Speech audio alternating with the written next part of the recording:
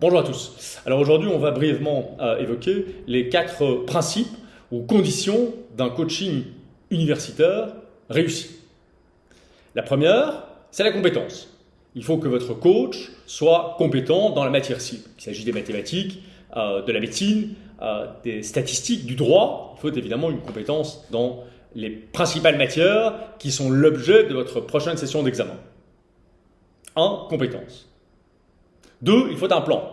On ne peut pas coacher sérieusement un étudiant universitaire sans l'aider à planifier son travail.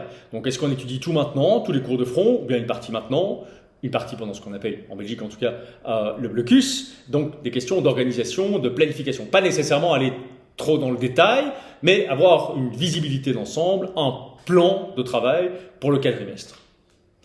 1. Compétence. 2. Plan. 3. Régularité. C'est important que le coach et son étudiant restent en relation de manière suivie, donc finalement permanente. Alors ça peut être un rendez-vous par semaine, 2 rendez-vous par semaine, dans certains cas même 3 rendez-vous par semaine. L'important c'est d'avoir cette régularité.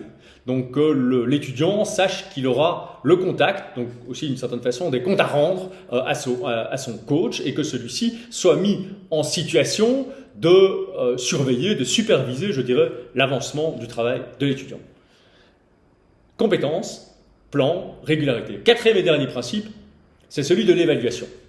Souvent, on voit sur le marché des cours particuliers où on a des gens, parfois très compétents, qui se contentent d'expliquer la matière et qui après ça passent à autre chose.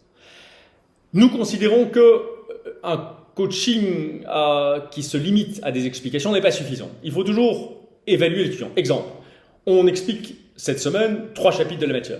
Eh bien, la semaine prochaine, on va expliquer les 3 chapitres suivants éventuellement, mais on va aussi interroger l'étudiant sur les 3 chapitres qu'on a expliqués la semaine précédente. Parce que c'est important pour l'étudiant, s'il est à 5 sur 20, c'est pas enthousiasmant, mais c'est important qu'il le sache. Et s'il est à 15 sur 20, c'est également important qu'il soit qu'il ou elle, évidemment, soit au courant. Voilà, ça ce sont, sur la foi de 25 années tout de même, d'expérience dans ce domaine, les 4 principes d'un coaching réussi.